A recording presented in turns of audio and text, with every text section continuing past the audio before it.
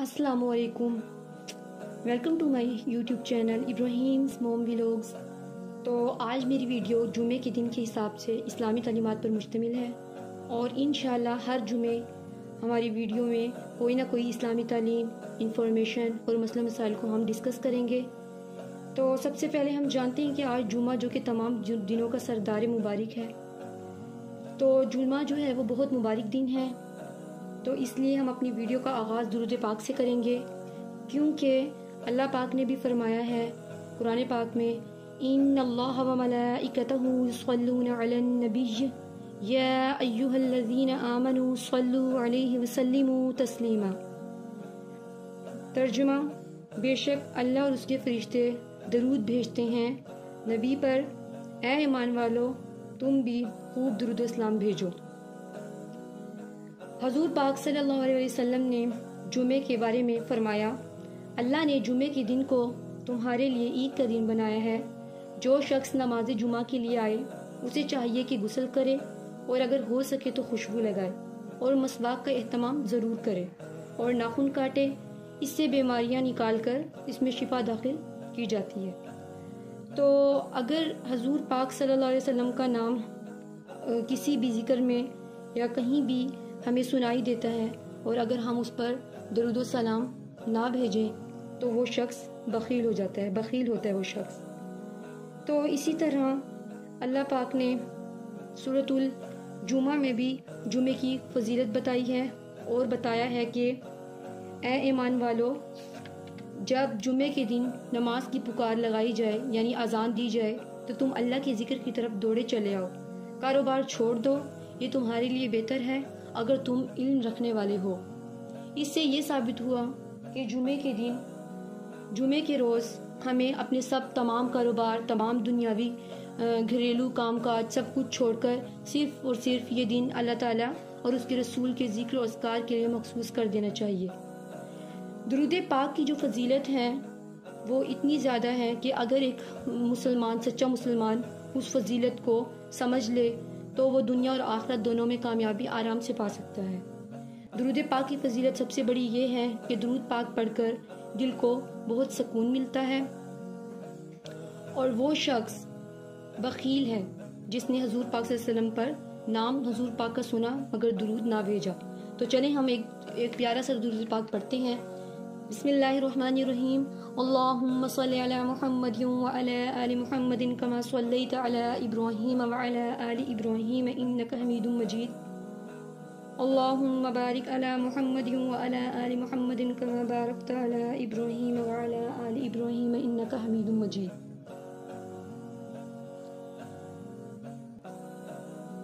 تو یہ تو تھا جمعے کے دن کا انٹروڈکشن اور درود پاک کی فضیلت۔ اس کے بعد جو آج کا ہمارا مخصوص خاص اسپیسیفک ٹاپک جو میں نے مخصوص کیا ہے، آج جو ہم جس ٹاپک کے بارے میں ڈسکس کریں گے وہ ہے قرآن مجید، قرآن کریم، جو دنیا کی تمام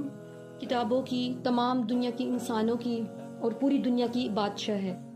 قرآن مجید، سب سے پہلے ہمیں قرآن کا مطلب پتہ ہونا چاہیے۔ قرآن کا مطلب ہے سب سے زیادہ پڑھے جانے والی کتاب۔ قرآن پاک کو اللہ تعالیٰ نے حضور پاک صلی اللہ علیہ وسلم پر نازل کیا، اور یہ سب سے آخری کتاب ہے۔ اور قرآن پاک کے بارے میں ارشاد ہوا ہے قرآن میں، اِنَّا نَحْنُ نَزَّلْنَا الذِّكْرَ وَإِنَّا لَهُ لَحَافِظُونَ، بے شک یہ ذکر یعنی یہ کتاب ہم نے نازل کی اور ہم ہی اس کے محافظ ہیں۔ اللہ پاک نے اس کی حفاظت کا ذمہ خود اپنے ذمہ لیا ہے، تو اس لیے الحمدللہ کوئی بھی آج تک قرآن پاک میں کوئی بھی رد و بدل یا تبدیلی نہیں کر سکا۔ اسی طرح آپ دیکھیں گے قرآن پاک کا جو سب سے پہلا نام تھا، قرآن پاک کو مصحف بھی کہا جاتا تھا۔ تو سب سے زیادہ جو پڑھے جانے والی کتاب ہے دنیا میں، اور بہت سے لوگوں کے سینوں میں یہ قرآن پاک محفوظ ہے، وہ ہے سب سے بڑی دنیا کی کتاب، بادشاہ ہمارا پیارا قرآن پاک، جس کے ذریعے اللہ تعالیٰ نے پوری دنیا کو ہدایت اور رہنمائی عطا فرمائی۔ یہ کتاب ہدایت اور رہنمائی کا سرچشمہ ہے۔ قرآن مجید میں اللہ پاک نے ہر طرح کے دینی اور دنیاوی مسائل کا حل بھی رکھا ہے، اور اللہ پاک نے ہر طرح کے دینی اور دنیاوی مسائل کو بیان بھی کیا ہے، اور تاکہ ہم اپنی دنیاوی زندگی کو کس طریقے سے گزاریں اور دین کی زندگی کو کس طریقے سے گزاریں۔ تو قرآن پاک میں شک کی کوئی گنجائش نہیں ہے، جیسے کہ قرآن پاک میں ارشاد ہوتا ہے ذالک الکتاب لا ریب فیہ، بے شک یہ کتاب شک سے بالا ترین، اس میں کوئی شک نہیں ہے۔ تو اس لیے یہ آخری کتاب، اس کے بعد وحی کا سلسلہ بھی بالکل ختم ہو گیا، اور ہمارے پیارے نبی پاک صلی اللہ علیہ وسلم بھی آخری نبی تھے، تو ان کے بعد کوئی نبی نہیں آئے گا، یہ ہمارا عقیدہ ختم نبوت ہے، اور اس کے بعد ہماری رہنمائی کے لیے کوئی نہیں آئے گا، کیونکہ ساری رہنمائی، سارا سرچشمہ اللہ تعالیٰ نے اس کتاب میں ہمیں بتا دیا ہے۔ تو سب سے پہلے ہمیں اس کتاب کا جو حق ہے وہ یہ ہے کہ ہمیں اس کو ترجمہ اور تفسیر کے ساتھ پڑھنا چاہیے، کیونکہ یہ کتاب جو ہے یہ عام کتابوں کی طرح نہیں ہے۔ اس کو ہمیں چھونے سے پہلے، ٹچ کرنے سے پہلے ہمیں سب سے پہلے پاک صاف ہونا ضروری ہے، اور پاکی کی حالت میں اسے ہمیں کتاب کو ہاتھ لگانا چاہیے، اور اس کے بعد ہمیں وضو کرنا چاہیے۔ وضو کرنے کے بعد ہمیں قرآن پاک کو بڑی احتیاط کے ساتھ کھول کے اور پھر ہمیں پڑھنا چاہیے، اور ہمیں ہمیشہ ترجمہ اور تفسیر اور سوچ سمجھ کے اس کو پڑھنا چاہیے۔ تو ترجمہ اور تفسیر کا یہ فائدہ ہوتا ہے کہ انسان کو اس کے ایک ایک حرف کی، ایک ایک لفظ کی بالکل اچھے طریقے سے سمجھ آ جاتی ہے کہ اللہ پاک نے ہمارے لیے اس میں کیا کچھ بیان فرمایا ہے، اور اس میں ہمارے لیے دنیا اور آخرت میں کتنی بھلائی چھپی ہوئی ہے۔ اس کے بعد قرآن پاک کی سب سے بڑی جو ایک خوبی اور خاصیت یہ ہے کہ اس کے اللہ تعالیٰ نے اس کے ایک ایک حرف کے بدلے ہمیں بے شمار نیکیاں عطا فرمائی ہیں۔ اللہ پاک نے اس کے ایک ایک حرف کے بدلے ہمیں اتنی نیکیاں عطا فرمائی ہیں، تو آپ خود سوچیں کہ ایک ایک لفظ کے بدلے ہمیں اللہ پاک کتنی نیکیاں ہماری اعمال نامے میں لکھ دیتا ہے۔ تو ہمیشہ قرآن پاک کو روزانہ، اگر آپ حافظ نہیں ہیں پھر بھی آپ پہ فرض ہے، آپ کو پڑھنا چاہیے قرآن پاک روزانہ کھول کے، کم از کم ایک رکوع یا آدھا رکوع ضرور پڑھنا چاہیے، اور اگر حافظ ہیں، جو لوگ جنہوں نے حفظ کیا ہوا ہے، ان کے لیے تو یہ فرض لازم ہے کہ وہ روزانہ قرآن پاک کی دہرائی کریں اور قرآن پاک کو اچھی طریقے سے ریوائز کریں، تاکہ یہ بھول نہ جائے، کیونکہ یہ بہت جلد سینے سے نکل جانے والی اور بھول جانے والی کتاب ہے۔ اس لیے وہ لوگ جو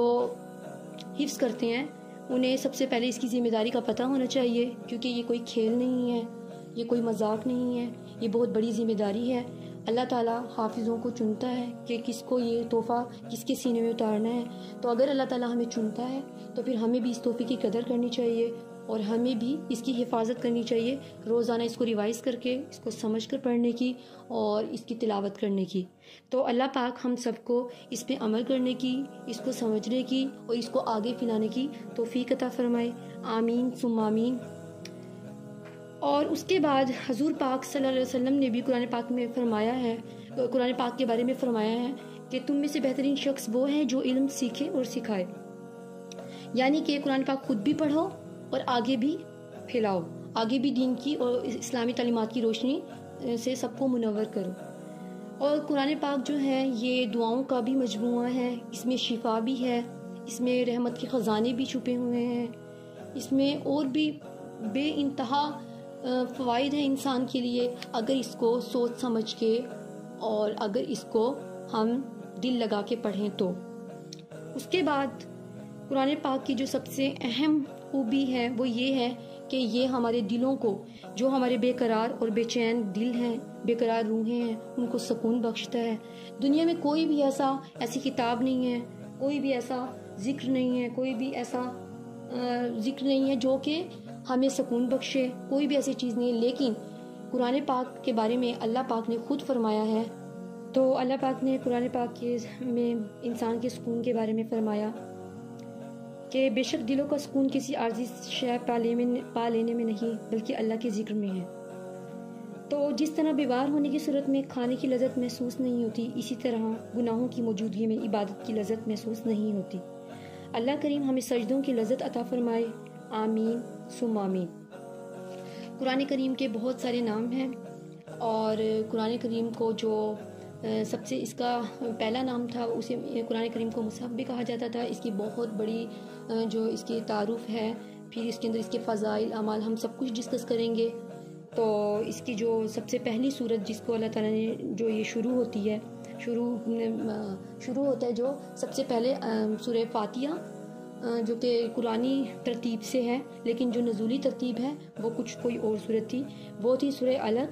اور جس میں پڑھ اقرا بسم ربک الذی خلق، پڑھ اپنے رب کے نام سے جس نے تجھے پیدا کیا۔ لیکن اگر ہم دوسری ترتیب دیکھیں تو ترتیب توقیفی تو وہ جو ہے وہ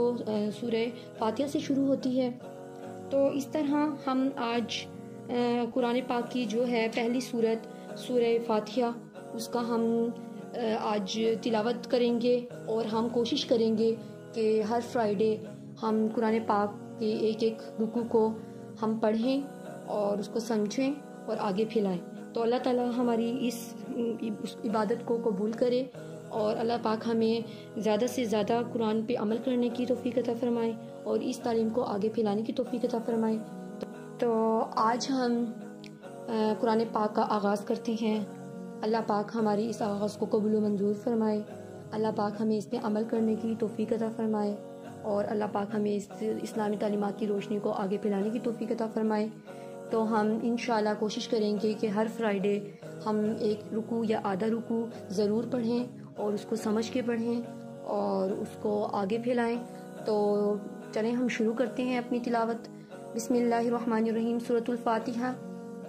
الحمد للہ رب العالمین،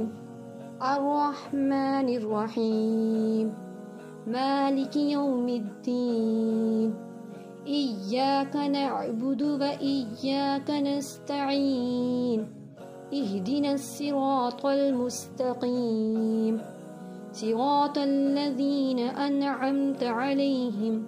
غیر المغضوب علیہم ولا الضالین، آمین۔ یہ قرآن پاک کو ہمیشہ آپ کوشش کریں تجوید کے ساتھ پڑھیں، کیونکہ تجوید کا مطلب ہے، تجوید جو ہے قرآن پاک کا حسن ہے، قرآن پاک کا زیور ہے، اور بغیر تجوید کے قرآن پاک پڑھنا گناہ ہے، کیونکہ اس سے ہم مخارج، الفاظ، حرف اور بہت سی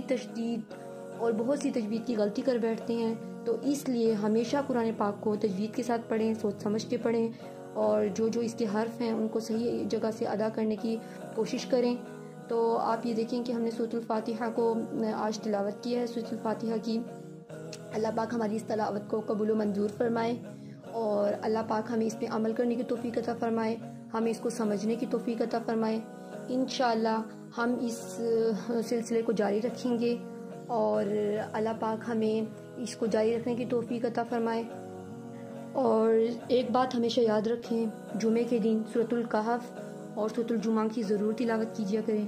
کیونکہ اس کی بہت زیادہ فضیلت ہے، اور اگر آپ ساری سورت کی تلاوت نہیں کر سکتے، سورۃ الکہف بہت بڑی لگتی ہے، تو پلیز اس کی شروع والی 5 آیات ضرور تلاوت کیجیا کریں اور اس کو اپنا معمول بنا لیں۔ تو اگر آپ کو آج میری ویڈیو پسند آئی ہے تو آپ ضرور بتائیے گا، کومنٹ سیکشن میں ضرور کومنٹ کیجیے گا اور بتائیے گا کہ آپ کو اس ویڈیو سے کتنا فائدہ ہوا اور آپ نے اس ویڈیو پر کتنا عمل کیا، اور انشاءاللہ ہم ہر فرائیڈے اپنا یہ سلسلہ جاری رکھیں گے۔ تو تب تک کے لیے میں آپ سے اجازت چاہتی ہوں، دعا میں یاد رکھنا، اللہ حافظ۔